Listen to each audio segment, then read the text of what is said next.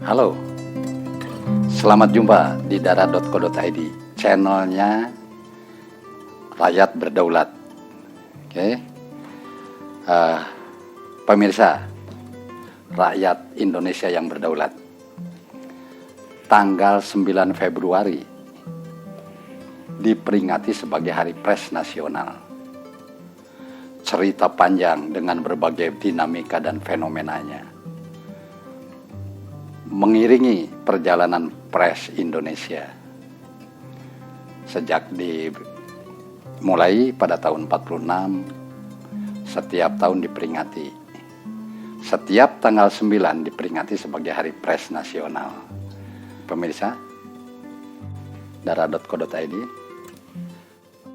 peringatan Hari Pers Nasional tahun 2022 ini dipusatkan di Kendari, Sulawesi Tenggara. Nah, berbagai agenda di sana, ada konvensi media dan berbagai agenda-agenda yang berkaitan dengan perkembangan pers, bahkan ada anugerah kebudayaan, ya bermacam-macam lah untuk memeriahkan agenda-agenda peringatan Hari Pers ini dilaksanakan. Ada pemberian Adi Negoro. Adi Negoro ini supremasi prestasi para insan pers. Jadi berbagai agenda di sana, kemudian akan diperingati hari puncaknya pada tanggal 9. Namun jauh dari hari puncaknya ini, ribuan wartawan se-Indonesia hadir di sana, di Kendari. Nah, sehingga teman-teman wartawan masing-masing yang berada di daerah itu hadir ke sana.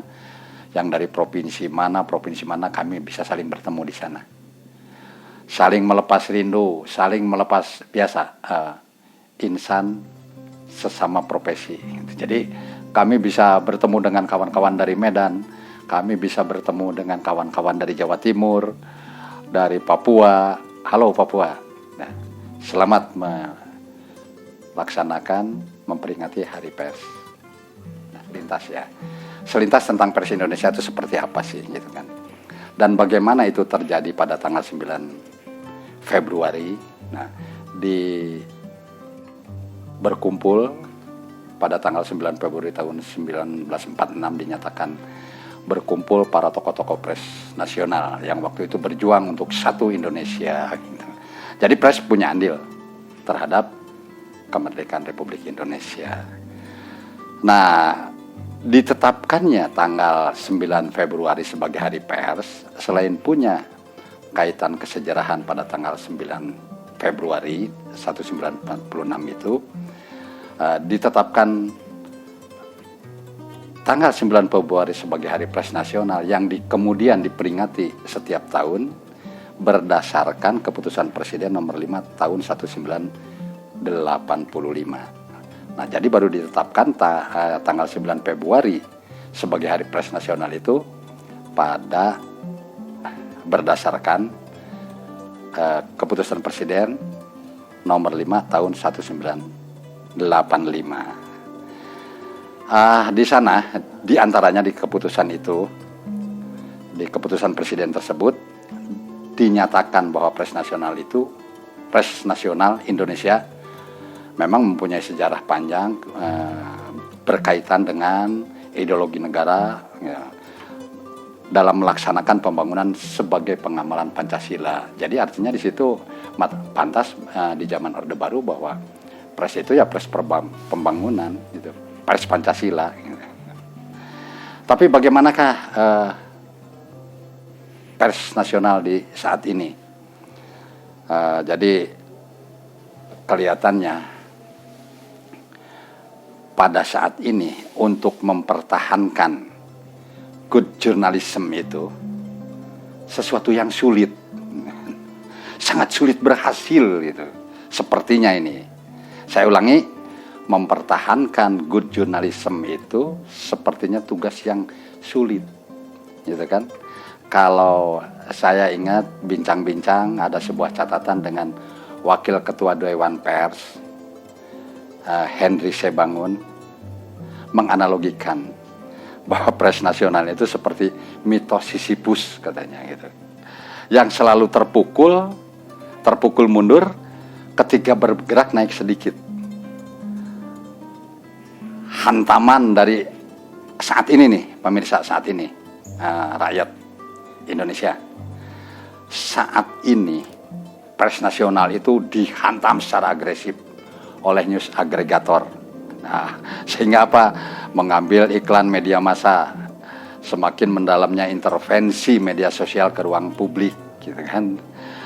Ini merupakan pukulan ganda yang membuat media konvensional tidak hanya terhuyung-huyung, tapi kata Bang Henry ini rubuh terjerebab, bahkan mati.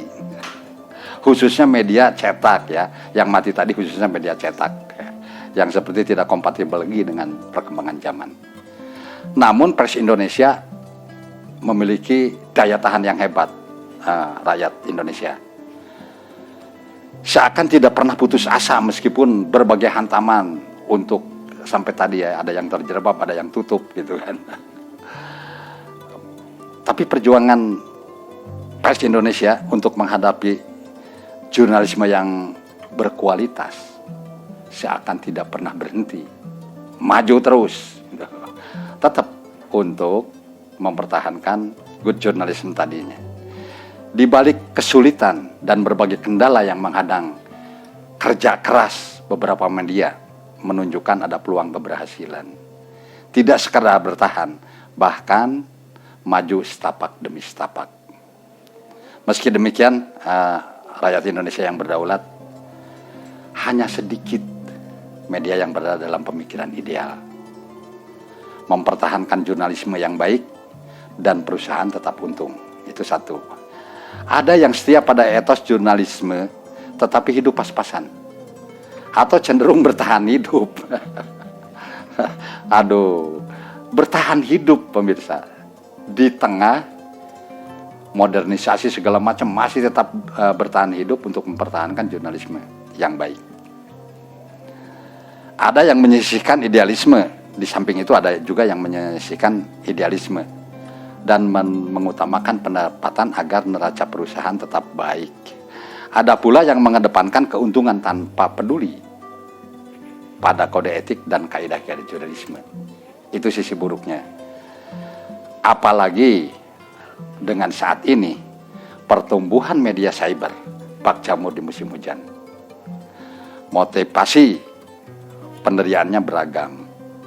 Ada yang mendirikan media dengan keinginan untuk mencari pendapatan, meraih untung, minimal ikut menikmati anggaran publikasi dan pencitraan yang ada di APBD atau di para tokoh-tokoh politik yang akan maju dalam pertarungan pemilu. Gitu. Sepertinya kawan-kawan wartawan yang saat ini berbahagia sedang menyelenggarakan atau menikmati hari jadinya, kadang-kadang berpikiran juga gitu kan, kalau hanya sebagai wartawan saja duit berseliweran gitu kan, apalagi wartawan yang mempertahankan idealismenya, maka akan sangat sulit untuk mendapatkan pulus kalau hanya sekedar jadi wartawan. Tapi tidak sedikit wartawan yang memiliki kepiawaian, apalagi bekerja di media yang manajemennya baik, keuangannya baik gitu kan. Nah, tapi pada mereka yang seperti itu hanya bisa dihitung dengan jari pemirsa. Nah, kebanyakan nih teman-teman wartawan yang sudah mengabdi belasan tahun, kemudian dia hanya sebagai wartawan, sebagai pekerja di sebuah perusahaan pers yang memiliki keterbatasan gaji atau pendapatannya kadang-kadang kurang memadai. Nah, di era sekarang balik kanan dan mendirikan perusahaan. Begitu. Rakyat Indonesia yang berdaulat, ketika Undang-Undang 40 tentang pers disahkan. Jadi artinya begini.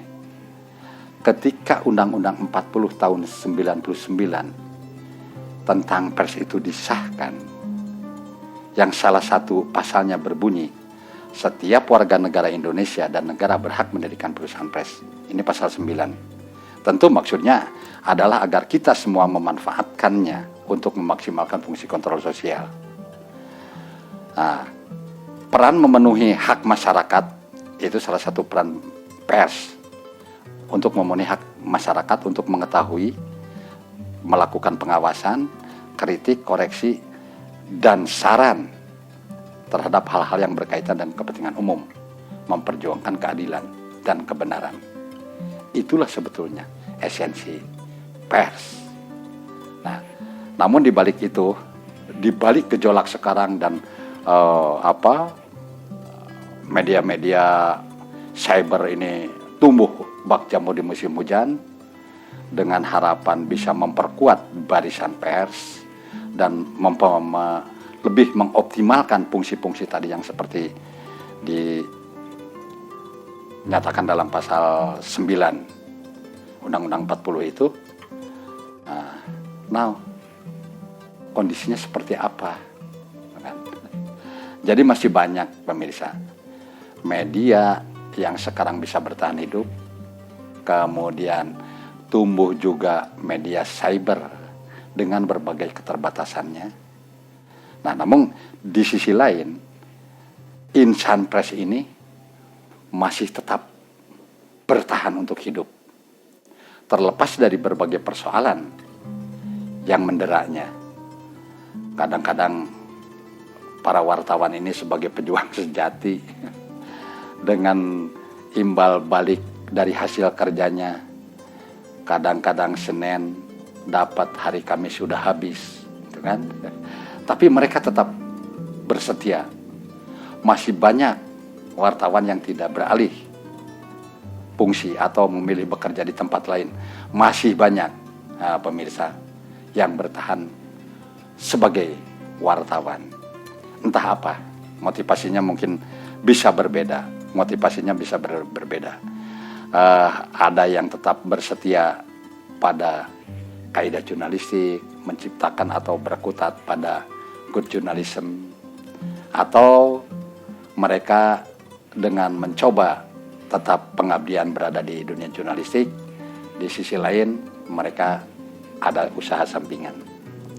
Nah, kalau kembali kepada esensi pers yang tadi, bahwa betapa mulianya tugas para wartawan dan media pers ini, apalagi acuannya di pasal 9 tadi, melaksanakan fungsi kontrol sosial, kemudian peran untuk memenuhi hak masyarakat, agar masyarakat tahu yang benar, informasi yang benar, dan itu merupakan hak publik.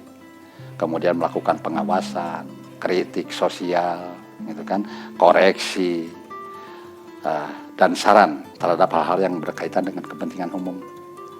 Apalagi dengan poin memperjuangkan keadilan dan kebenaran. Maka pers Indonesia akan tetap berada pada fungsi dan peran yang tadi.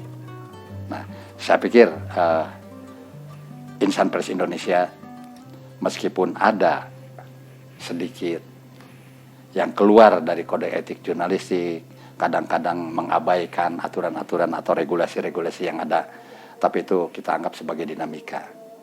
Nah, inilah esensi keberadaan pers kita. Mudah-mudahan pers Indonesia tetap bertahan, semangat, gitu kan, di era yang kata orang disrupsi atau segala macam, gitu kan, yang mungkin saja membuat hambatan-hambatan atau kendala-kendala bagi pengembangan salah satu perusahaan pers.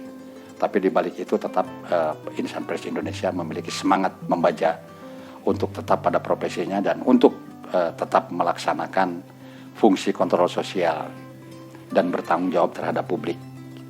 Nah, di akhir kata pemirsa, kami dari dara.co.id beserta dari direksi, para awak redaksi dan seluruh wartawan dara.co.id mengucapkan selamat Hari pers nasional. Sekali lagi, selamat Hari Pers Nasional. Pers bermartabat, negara kuat. Ayo kawan-kawan wartawan, semangat, siap bertahan, sehat dan berdaulat. Waalaikumsalam. Salam Indonesia, salam rakyat berdaulat.